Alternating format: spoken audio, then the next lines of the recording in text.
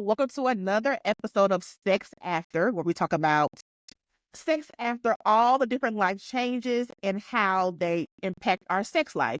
Today, I have Karli Harvey Raymond. Hi, Karli.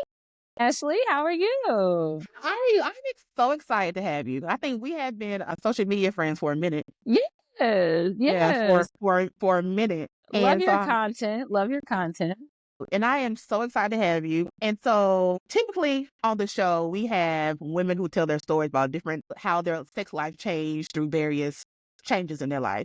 And then we also have expert guests. So today, Karli's one of our expert guests. And Karli, tell people, what do you do so they'll know? So I'm Karli Harvey Raymond. I'm an international event host and MC. I'm a wife, a mom, an entrepreneur, but I'm also a certified sex educator. And so what I do is help women build their confidence in getting the sex they really desire and deserve. And so taking hold of their pleasure, asking themselves what they want, and being able to get that from their partners. And so that is so on brand and what we need for this podcast. Because if you've been listening to the podcast, you've probably heard stories of women who've talked about how their life has changed after having a C-section, or how their life has changed just being married, right? And I get a lot of questions because, if you're new to this and don't know who I am, so my name is Ashley Cobb. I should start that off at the beginning. So my name is Ashley Cobb. And I am a sex expert like Karli, right? And I particularly help women to be able to have the best sex of their lives, whatever that looks like for them, and how to have conversations and all the things. So I've had like a sex column before. I'm writing a book on pleasure and all these things. So I get a lot of inboxes and emails and DMs from women who are in relationships or who are married and who have different things and just want to know how can they make their sex life better. So Karli, from your experience, or what is the number one, I guess, question that women come to you and ask? Well, I think it varies between classes. So I teach classes for women. It started like as a monthly group, monthly meetup. And so I host classes virtually and in person. The in-person classes are definitely way more fun. You do. They're so When's the fun. next one? I am doing one. Actually, so men have asked me to do a class. So I just did one last week, which was really good. So I won't be doing another one to the end of January. And I'm doing it for guys. Before they said, can we do one before Valentine's Day? Yeah. So it varies. I get a lot of questions on whether it is how to take time to look better, how to show up better, take time for yourself when you're not in the mood, when you don't want to, you're kind of wearing athleisure all the time. And then they're like, well, I kind of look like this all the time. How do I jazz it up? I was a hairstylist and wardrobe stylist for many years. And so I first started to focus on like the outer, right? And so doing the classes, I've learned that women are asking, well, how do I look better? But how do I get past the differences in libido? Because there's a mismatch in libido. Yes. One person wants it more, one person wants it less. I usually tend to find out that women want more quality sex. Men are looking for more the quantity of sex, versus the quality. So women are looking for more quality. So they want to have deeper intimacy, deeper connection. They want to have better sex, but don't know really how to talk about it. And they don't know their bodies. And so really we're doing questions on like, well, how do I know I've even had an orgasm? How do I know what pleasure looks like for me? They're afraid to touch themselves. So I get so many questions. So it kind of runs the gamut. I even get questions on how to squirt. Like it runs the gamut on what women are looking for. Yeah. So let's say there's a woman who's listening who is a mother, right? She's trying to navigate motherhood, also being a wife and or partner, right? So I don't have any kids, right? So actually, let me say, Ashley doesn't have any children. Praise the Lord, right? So, so I've never been pregnant, none of that stuff. So I don't have any firsthand experience on trying to navigate relationships with being a mom. So you have that experience. Yes. So how do you navigate that how can you be a great mom and be there for your children or your children or child and not let the spark die in your relationship? How does that work? So it's difficult sometimes to not let the spark die in your relationship because life be life. And when we are in relationships, there's an ebb and flow in relationships. And so there are times in your relationship you're extremely, madly, deeply in love. And then there are times in your relationships where the thought of that person even breathing brings you and makes you want to fight, you know? Yes. So with the ebb and flow of just the dynamic of falling in and out of love, I think that's a reality of relationships. Stress from work, those are all factors. Medications are all factors in our sex drives and how that shows up. Aging parents and how we have to navigate caring for parents, that shows up in how we show up in our sex lives, right? But I often tell women they have to take time for themselves. And so, because in order for women to have creativity, create sexual energy within themselves, they have to have alone. And so in that, it means taking time for yourself. That means taking time to learn your own body. That means taking time, maybe put on something that you really enjoy, that you like, something sexy that you feel good in. Maybe put on some music, maybe have some wine, maybe have a little cocktail. And maybe just be in the mirror and like learn your body, touch yourself. And I got told one time, this lady said, "Now, Karli, I'm not sitting in front of no damn mirror naked. I'm not doing that because everything is hanging and swinging." And I say, but we can't expect someone else to love our body if we don't love our body. Love our body. You know what? That is a very good point. So a couple of years ago, this was pre-COVID. Everything runs together before COVID. So this was pre-COVID. One of the years, I hosted a naked yoga class, and it was really cute. Yeah, it was really cute. And I did it because I'm not into yoga. Like I'm just not into yoga. But I tried. This is not my thing. But I thought having a naked yoga class would be good because what I have found in my own personal journey is that being naked around other women helps me to appreciate my body. Yeah. Right? Like I've gone to nudist events, I've done a lot of things, and it helps you to appreciate, like, you know what? I might have, a fupa or my titties might be down to my stomach, but like I still look good. And you really see too many people like to nude beaches or nude events with white people. You see all types of things, right? Yeah. And they have all the confidence in the world. Okay. Yes. So like, I may think I'm fat or whatever, or larger than I want to be. They meet somebody who is twice their size and who is outside and naked and just as confident. And yeah. Yeah.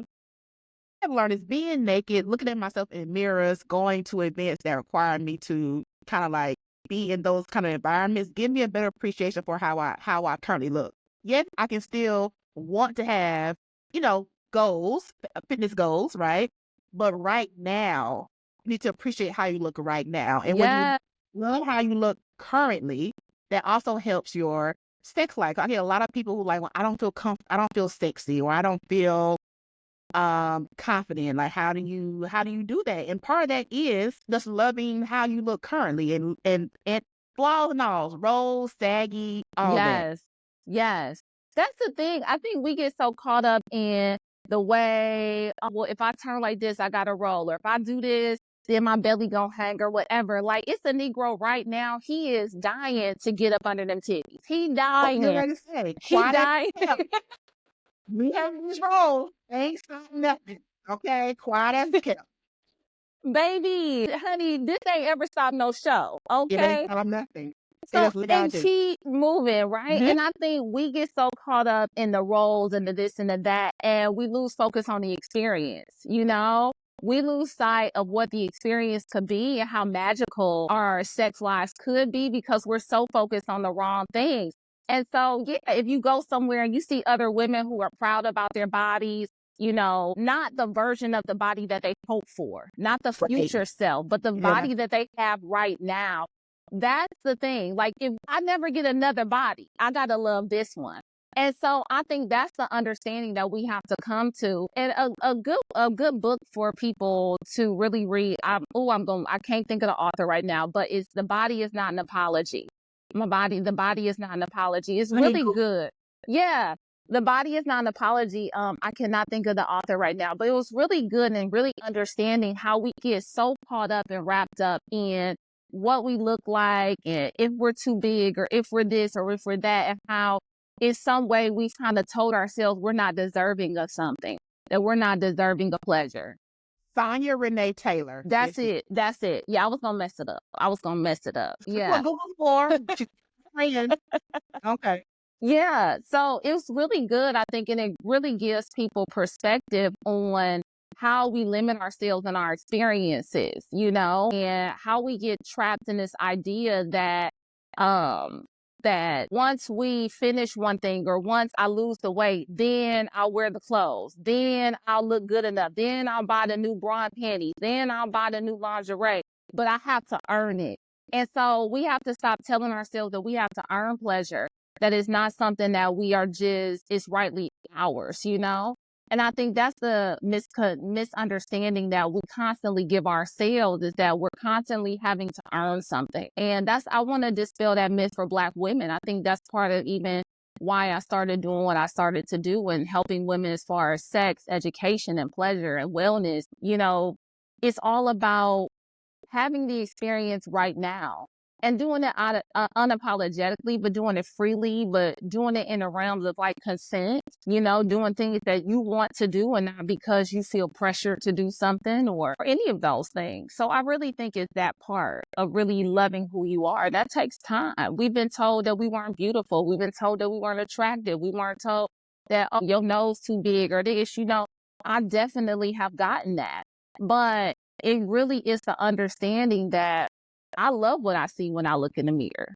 And I'll be damned if you're going to tell me something different, And like, I was talking to somebody the other day and I was like, I understand that everybody is not attracted to a girl with a fade and glasses, right? I get it. That's not everybody, right? Right. However, I've had enough in life experience and dealt with enough people to know that there are enough people out here who do like it. Yes. So if it's not your thing,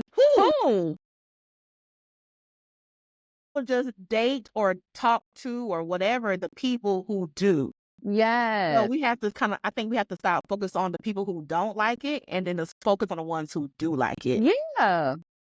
Because there's more love out there for us than we really realize. We can get it, even when we look at something like a social media platform like Instagram or something like that, and we can hone in on the one comment that someone made that was negative. She ugly, she this, she that. Oh, I don't even like her hair. I don't even like. We can get caught up on that, or we can get caught up on the 50 other comments that said, oh my God, I love what you're doing. Oh my God, you helped me. Oh my God, oh my God, y'all are so beautiful. You so beautiful. You so this. Like we can get caught up on the one thing and think that make the fiction fact, Right. And so several years ago, I was on this TV show in Atlanta. And I remember we was doing some just a dating show, and we was doing some press about it. And this is when I learned that you cannot go to the comments because people are going to people. Yeah. Right? And people, when they get behind a computer, they say all these things that they would never say to you in your face. Because they'll get their ass beat. Okay. Yeah, so I remember somebody was like something about, well, her glasses anyway. I'm like, fine. Yeah, now yeah, but glasses be on point. You lying, right? Like just be saying whatever. Yeah. But like we carry all of those things with us. We carry all of those experiences with those little negative comments, and then we take them into the bedroom with us. So we automatically start to believe that because this one person said it, that he might be thinking I'm ugly. He might be thinking I'm too fat. He might be thinking it all because we have allowed the one person to dictate how we think, feel, and believe about ourselves. And that's not the truth, I think that's the hardest thing, is trying to help women see their own beauty, to see the power wrapped up in their sexuality as well. Because some people don't really understand that there's power in being a sexual being. There's power in that, And so when people don't understand that, they try and weaponize the things. You know, we use religion, we use all of the things to keep people bound and chained, right? And all of those things have served us, right? I grew up in the church. I know what that feels like. I grew up in purity culture. I was gonna wait till I was married. I was gonna have me a little abstinence ring. And then Hey, I was like, oh, like, got to bitch, school. that's me. Where did, Cold child, whole cold doing stuff. And I was like, bitch, why we doing this? Like, no, well, bitch, I don't. for sure is that God is in all things. He's in all things. He's in all things. And we want to take him out of the things because we're like, oh, well, you cuss, so he ain't up in that. No, he right here with me. He right here. He never left me. Just because it didn't suit your taste, it don't mean that he left me. You know what I'm saying? And you allow people to have the walk that they want to have. Like, and I believe that extremes are really good for some people. You know, they need that radical way of thinking in order to have some discipline in their lives. And that's fine. I don't take anyone's experience away from them, you know, but I also know how some of those teachings have kept Black women in bondage. I do know that.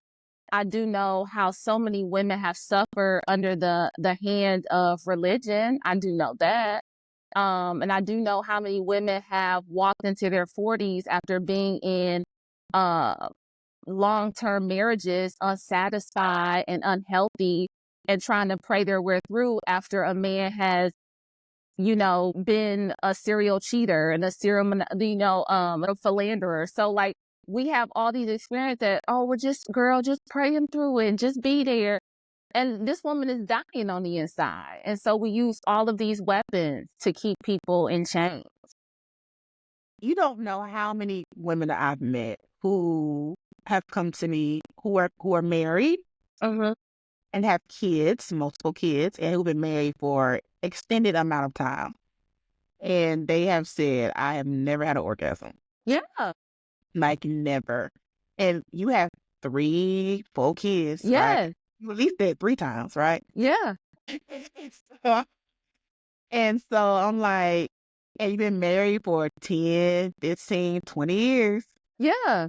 And it's like, that is very common. I don't think people understand how common it is. Yeah. It's very, very common. Very common. And it goes back to what you were saying earlier, goes back to people not knowing their bodies. Yeah. Because if you're someone who is from the South in religion, right? They don't teach anything about sex being pleasurable. Sex is No. supposed to be for procreation. It's supposed to be, and you're supposed to not deny your husband from sex, right? Yeah. That's what we're taught. And we're not taught that it's also supposed to feel good when we're doing it. Yes.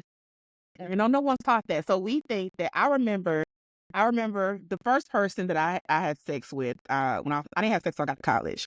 And the first person I was engaged with at the time, he was older than me. I probably shouldn't be having sex with him, but you know, whatever. Here we are. Oh, yeah. You know, he was 4 years older than me, but you know, whatever.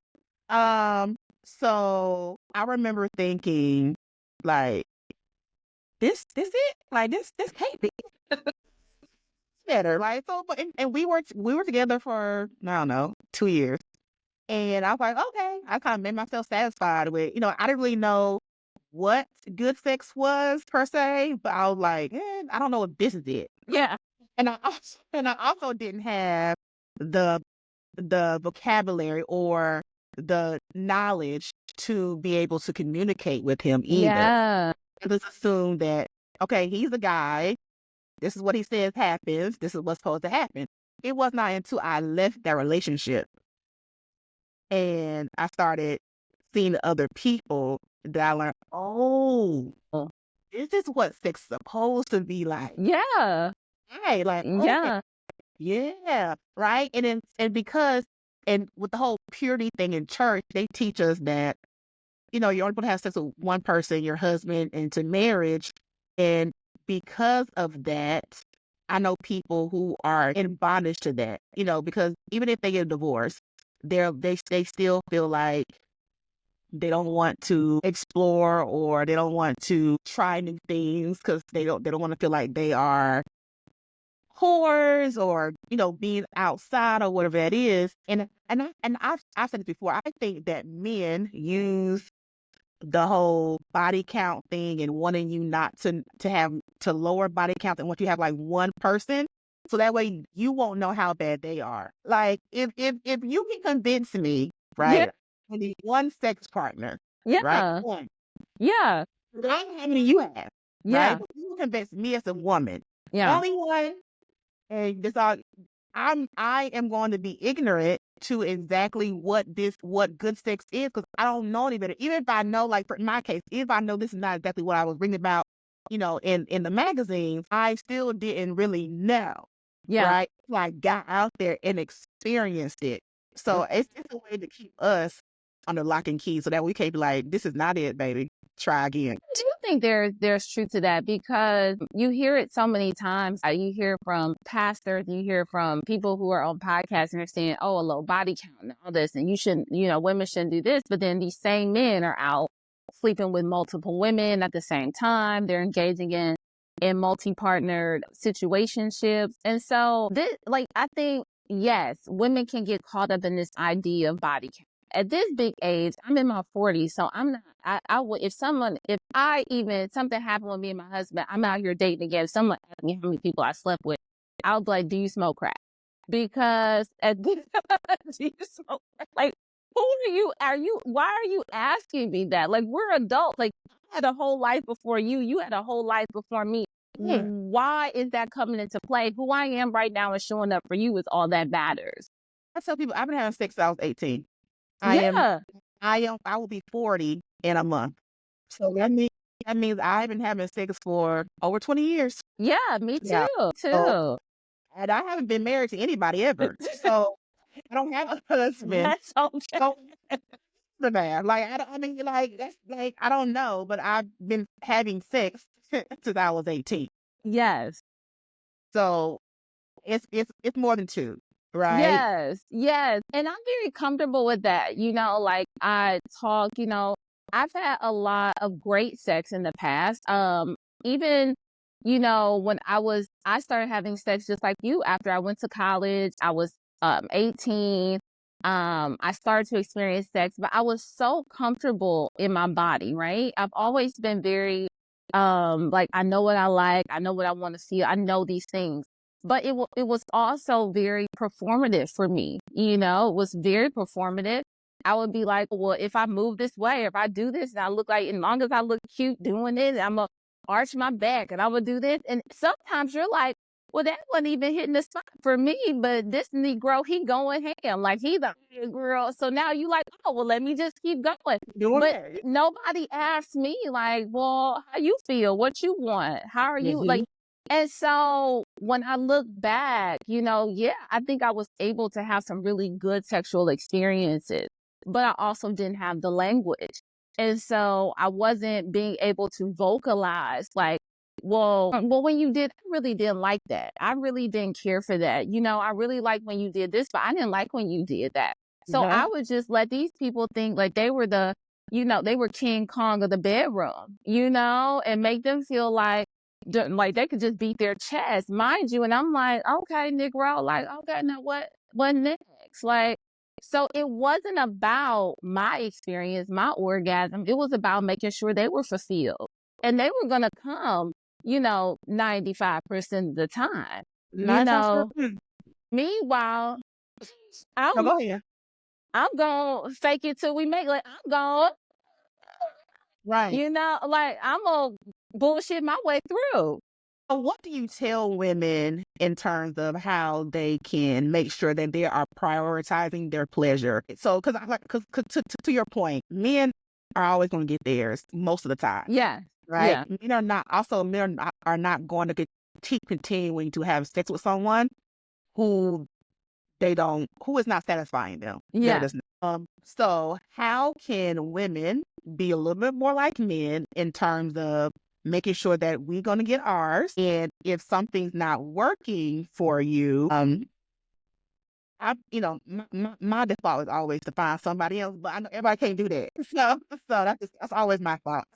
So probably why I'm single. So don't listen to me. Replace. It's just a Right. replace method. Right. That's me.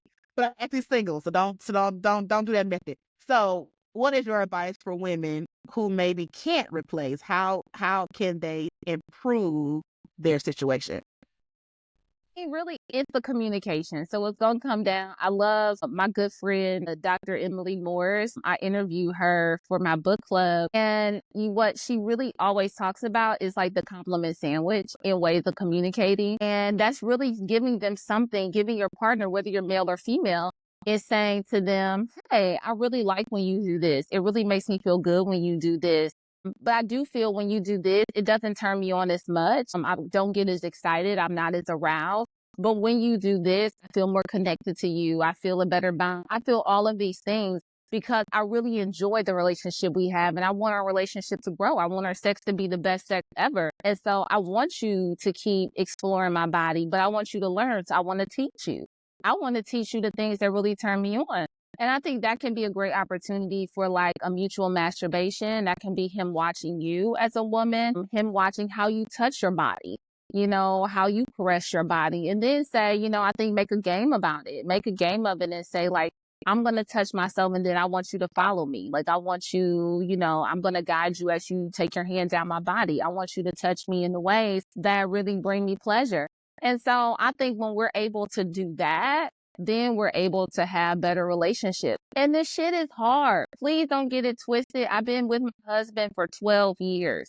And so it gets difficult. If y'all are in a tough patch, if y'all are having financial issues, if the kids are stressful, you running through practice. I mean, my son plays basketball. He's only 8, but Lord God, I don't know if they're trying to make this Negro LeBron James tomorrow. I don't know. But it's a constant shuffling to practice, to this, to that, to this. You're doing all the things, the school events. And so it just gets stressful, right? And so having those conversations, you might not get to have, these long sex sessions where it's like, oh, it's hours of just, oh, I just get to feel you and be. No, sometimes it's like a quickie with the door closed, while a kid is yelling outside, what you doing here? What y'all like? Something you just got to get it where you can. But having the conversations makes all the difference. I think when y'all are able to talk about it, because what turns me on now at 42 years old is different than what turned me on when I was in my 20s.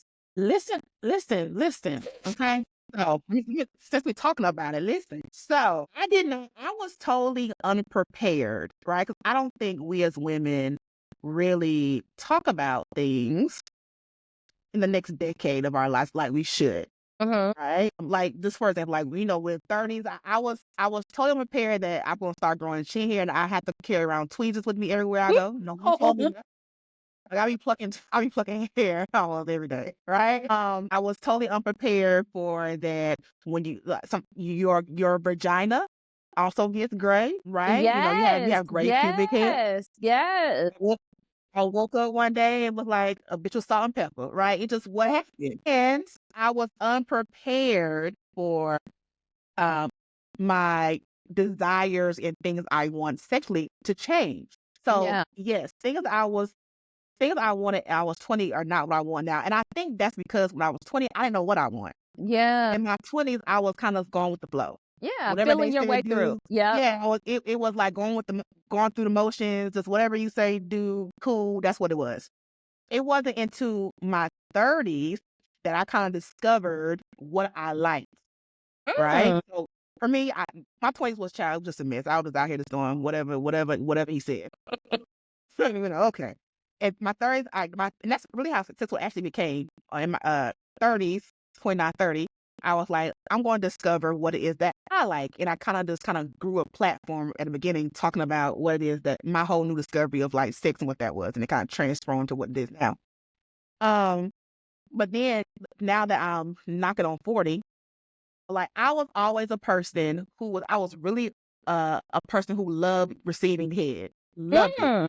Right? I was really a head person. Penetration, cool, but it was not a necessity. It was not a must, right? Okay. And now, in the last 2 years or so, maybe that has changed. Not that I don't like head, because I do. I still like getting it. But I also now crave penetration. Yes. And it's not even with this, it's not from like this one person. I'm not just, saying I'm a hoe out in these streets, but whatever. I crave it with each person now, right? It's a thing that I crave. So my wants have changed and things that I like sexually has also changed. Um, and I don't know if I think part of it is I'm learning myself. I've learned myself. Another part of it is I just think that as you get older, you just your body just kind of shifts and you like different things. Yes. Yeah. And I think when that shift happens, I think it can throw some people off because we can get caught up in the routine of sex. Like we can be like, oh, I know, okay, we got a few minutes of this, then he gonna flip me around, then I'm gonna ride a little bit, then we done, right? We can get caught up in a routine. Like I've known you, I'm comfortable with you, it's so familiar. Boom, I know how the script is gonna play out. Uh-huh. But I think when we are able to even take time time for ourselves, we're able to explore. So that may mean like, okay, I watched a video that I really liked. I'm into porn. I like to watch a little porn. My porn category has changed. Maybe I'm into, I think even for women, it's still going to be threesomes and lesbian porn. I'm Like, lesbian porn, but let's if people on my porn search, you probably think I was lesbian. I love lesbian porn. Dude, I'm sorry. yeah, most women do. I mean, yes, I love lesbian porn. I mean, it runs the gamut on what I like in my porn. I like porn, but Mhm. don't look at my history though. You might be like, oh, Yeah. okay, freaky K, got it. But I think when we're able to take that time, we're able to like have our alone time and say, okay, well, let me look at this video. Let me see what I like. Oh, maybe this is intriguing. Okay, maybe I saw something on being tied up. Maybe I saw something on being choked. Maybe you haven't been choked or into choking or being into bondage. And then you're like, well, damn, at 40 something, I might be into bondage. I want somebody to tie me up. I do feel like that's something I'm into. I may be into a threesome where you may have been closed off before, but it's really taking the time. Even I think with threesomes, because I think people have it's such a high fantasy for people. It's threesomes, multi-partner sex is very high on the list of It is. fantasy. I think talking about that, like that can be a game changer with your partner too. It's just talking about the fantasy, like some fantasies are just yours. You ain't gonna share them. Like that's just for you. That's for your own little mind and your imagination. You are not, I don't care if you married or nothing. When people say, oh, I got to share everything with my husband. Baby, them fantasies are yours. That's your mind. You don't got to share nothing you don't want to share in your mind. Are you crazy? So Good advice. understanding that because I've heard this from women. They get so caught up on like, well, I have to tell my husband, you don't. Like that's your fantasy. If you are ready to talk about your fantasy, you don't have to. But it could also be a good way to explore. Like, oh, I'm really thinking about, like, have you ever thought about me and you being with another woman? Or have you thought about, me being a complete sex goddess and us having another man, like another man ravish me? Now, then you get, Let me tell you, baby, listen. They not put my business out here in the street, but right, like so I've done that. I was with someone, and it was kind of like of a cuckold situation. So for those who don't know what cuckold situations, what cuckold yeah, is when your partner, your man, enjoys watching you have yes, sex with someone else. it They get brings them turned on. pleasure. Yeah, Yeah, it brings them pleasure by watching you have sex with somebody else. So I've had a couple of those. It was actually hella fun. yeah, Hella fun and exciting, and our it made our relationship kind of closer. Like it made it better because also we communicated about it. Like the person that I was having the third person, he knew that, like he knew of them, like he was in the vetting process. Okay, so if you meet somebody, we all talked about it, or we all mm, met up, right? He was no, I was in the dark, wasn't a solo thing. Everybody in this knew what was happening, so it also strengthened me and the other person's relationship. yeah, because y'all were able to share something. Number one, he wanted to do something that brought you pleasure, right? But also he enjoyed it. And I get that when I've talked about cuckolding in classes, they'll say, oh, Karli, black men ain't doing that. I said, yes, they are. He was Yes. lying, baby. You were lying. Yes, they do. He's black. I'm like, this is And not. he in Atlanta. Just Yes. FYI. Go ahead. Ashley, if you get this man address next year, Okay.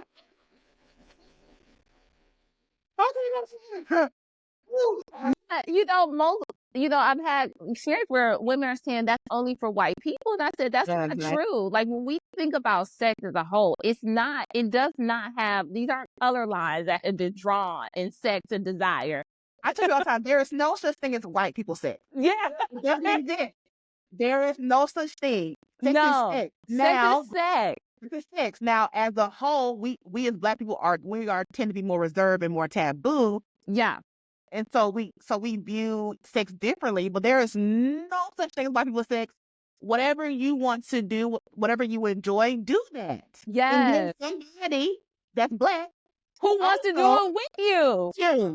That's the thing. And that's what I think sometimes we've been so close off in our thinking, we just believe that it's not possible for us. So even the things that we desire or think about, that they're not even a possibility because, I've never seen it with people who look like me. But it doesn't mean that it doesn't exist. And so that's where the talking comes into play. Like sometimes we may think, well, my man not going to want to watch me with another man. But you don't know that. You've never brought it up. But then there's an expectation that the threesome has to be, if the threesome is brought up in this relationship, it has to be another woman. If he brings up, it has to be another woman. And people think that if you have two men, that the two men are actually doing something with each other. That's not true. That's the misconception of like the threesome, is that these two men are now engaging in sex with each other. That's not true. No. Any boundary you set in the threesome is there. You know what I'm saying? I don't want you to finish with her. I don't want you to, you can't kiss her. Like, I've heard many boundaries. Okay, you're not going to be able to eat her pussy. Like, okay, cool. Like, there are a number of boundaries that are set, but if you communicate, you can have those discussions, right? And that's how you were able to have such a good experience, because you were able to talk about it. Y'all talked about the person. Y'all talked about who made both of y'all feel safe in this situation. You know, amazing. Not even going to keep on Abbott. Amazing. Amazing time. 5 stars. I'll do it again. I love that for you. I love that for you. Again, 5 stars. Highly recommend. That's the beauty of it. I think the joy in having the great sex and the sex you really deserve is really being able to play out all of these scenarios that may just be lying dormant in your head. You know, you may have some stuff that you want to do, but you're just scared. You're like, I don't know if I say this, if it's going to turn him off, you know? But if we just throw it out there, we don't know what's going to stick, you know, if we're not going to talk about it. And so share the things that you really want, you know, especially at this age. So what are some ways that people can figure out what their partner's into? Maybe because some people have a difficulty just communicating it. Yeah. So what are some ways that they can kind of gauge their partner or figure out if they're into certain things without just being like, okay, so do you want your dick sucked from the back? Like, without just saying it. Well, I think there are a number of sex lists that are created. Like they're all over the internet. Like they're all over the internet. I know that even they have the yes, no, maybe list. Like things that you were into, things that okay, this is a yes. Oh, I'm definitely down for this. And then this is a hard no. I'm not interested at all. And then these are some things that maybe under the right circumstances I will be into. And so those things can be you can sit down and on a date night when y'all have time, y'all may be saying oh, hey, I got this list. Let's talk about it. I got some things I've been thinking about. And maybe you don't want to go through the whole list. Maybe you just got about 10 things on the list that's piquing your interest and you want to just see where your partner's head is at. And so you say hey, okay, anal. You into anal? Are you thinking about anal? Or do you have a thing for anal play? Or okay, are you into bondage? Are you into a dominant and submissive situation? Are you into spanking? Would you spank me? So all these things we can think about that maybe you haven't done. Maybe you haven't been tied up, but you want to. And I think when we think of BDSM, people automatically go 50 Shades of Grey. They automatically think oh, hell, I need a dungeon. I need a sex thrill. No, You might just be using your headscarf. Take that damn headscarf up and you done tied this man's hands up. It's very simple things that we can incorporate. Your little sleep mask that you use, boom. Now There that's you your go, baby. blindfold. That's a Like, blindfold. we're not really taking things where we have to go to the sex shop to actually buy some things that's just in the house that we have that we can use to explore.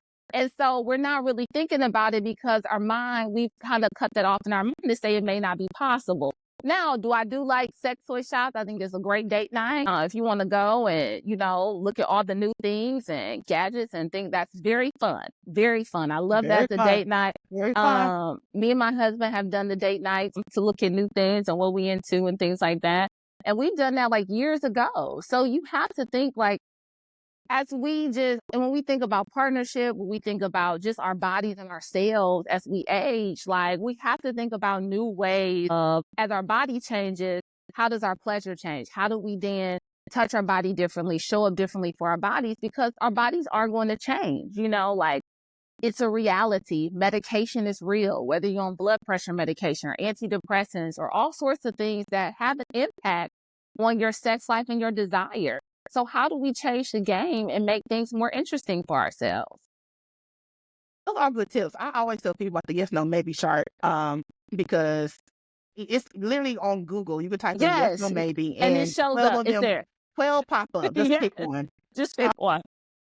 And it's very simple and very easy to kind of figure out what they may be into. Just go off that. It's very simple. You don't need a whole, don't need to reinvent the wheel. It's already there. Yeah. You do not need to pull out a PowerPoint presentation for this. You Like, don't. keep it simple. Keep it simple. And then like there's also some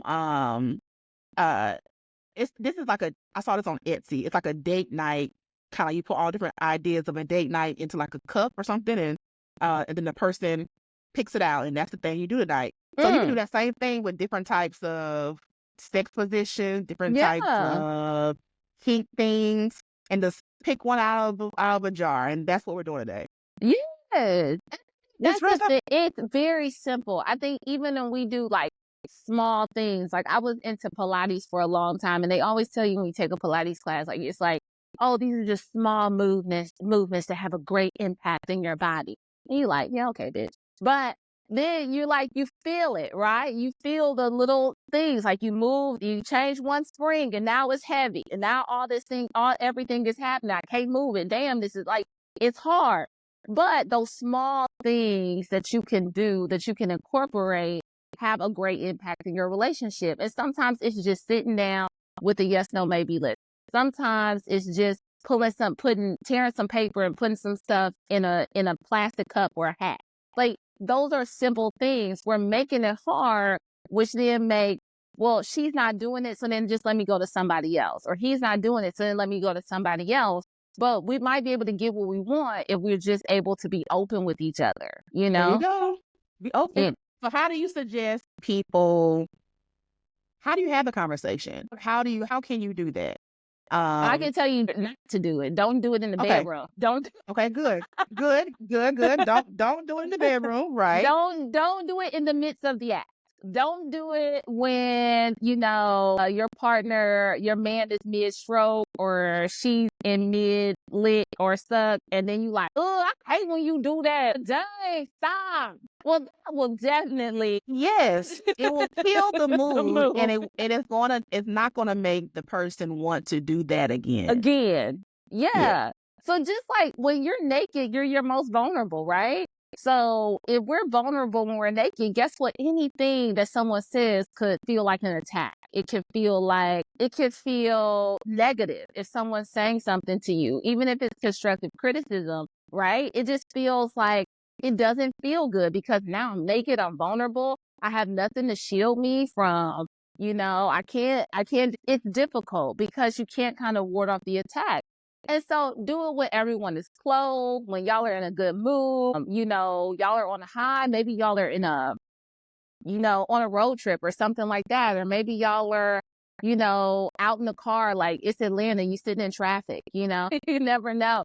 But like, have those conversations. Maybe if it's not where you all can, like, you're scared to say it face to face, maybe it's like writing some things down. Maybe it's writing a little letter or Mhm. making a note on your phone and sending it as a text, I don't know, whatever method works for you and how you're able to express yourself. I think do it that way, but just refrain from doing it while you're in the act. I will say that will make for just a messed up night for everyone. Yes, it will. So, Karli, tell people where they can find you, follow you, if someone is interested in coming to your virtual classes or in-person classes, where those take place, and all the things you have going on. Yeah, so if you guys want to follow me on social, I'm there on Instagram at I am Karli Raymond. I am Karli Raymond on Instagram. Send me a message. As far as like classes and things, just I work through the DM. So if people want to find me, just DM me if you want to book me for a class or if you want to book me for hosting or anything. Yeah, just send me a DM. I get plenty of get plenty of messages. But I will say, even as I move through like the new year and I'm doing more classes, they are kind of by word of mouth. I haven't even like publicized, that's the beauty. I feel like I've been able to do things that I really enjoy and I haven't really put any like publicity behind it. So yeah, I host virtual classes if they want to think about like, hey, I got a group of girlfriends who want to do a class. I do them all the time. Or if you're locally or you want to like, I usually do a lot of local Atlanta classes just because it's easy for me to get to. But if you're out of state, I'm fine. Just send me a message and we'll see how we can work together. But it's I am Karli Raymond on Instagram. We are going to work together on something. I'm not sure. I don't know. I'm just sitting here thinking we're going to work together on something and figure out what that is. And this is the thing, Ashley, I will say to you and what you're doing, I think you're doing a great work in the world. I really Oh, do. thank you. You're doing some phenomenal things. I've watched you and I love people who talk about sex, who are Mhm. making it less taboo to talk about Mhm. sex, Mhm. but who are educating people in the process and using their personality to engage people. So keep going. And I feel like there's room for everyone to It shine. is. It is like because first, there are millions and billions of people in the world, and you know, I understand. I was telling somebody this who was trying to be an aspiring sex educator. I like some people don't like my delivery. I cuss too much or whatever. And like I'm not married, I don't have kids, so sometimes they can relate better to people who are married, people who have children, people who are not as ratchet as I am. And it's fine, right? You have to be. Can get ratchet. So It can. sex can get ratchet. I'm gonna tell people stop with all this prim and proper. Sex gets nasty, so we gonna talk nasty. Just in case you are a prim and proper bitch, right? You're a person. Like I'm just not. And I know several people who are sex therapists and educators who are. So Yeah, there is someone who fits you. Like somebody was asking me one time, do I do a lot of things for women who are lesbian or LGBTQ? And I was like, not particularly because I'm heterosexual. And yeah, there's enough. I know enough. A lot of who that's their wheelhouse. So like I'll just recommend you to go to them. Right. yeah, You don't have to be all things to everybody. yeah. There is people for you. Find your tribe and maybe just do it. Yes, yes, yes. For those who are called to you, your people, they're Mhm. for you. They are Therefore, for you. And they there will support you. And so there you go. I'm learning that as I Mhm. continue to navigate through and help people along this journey. And people need it. So they're looking for me, they're looking for you, they're looking for people to show up in this space and just hold their hand through it. That's all they Yeah. want. Somebody to hold their hand.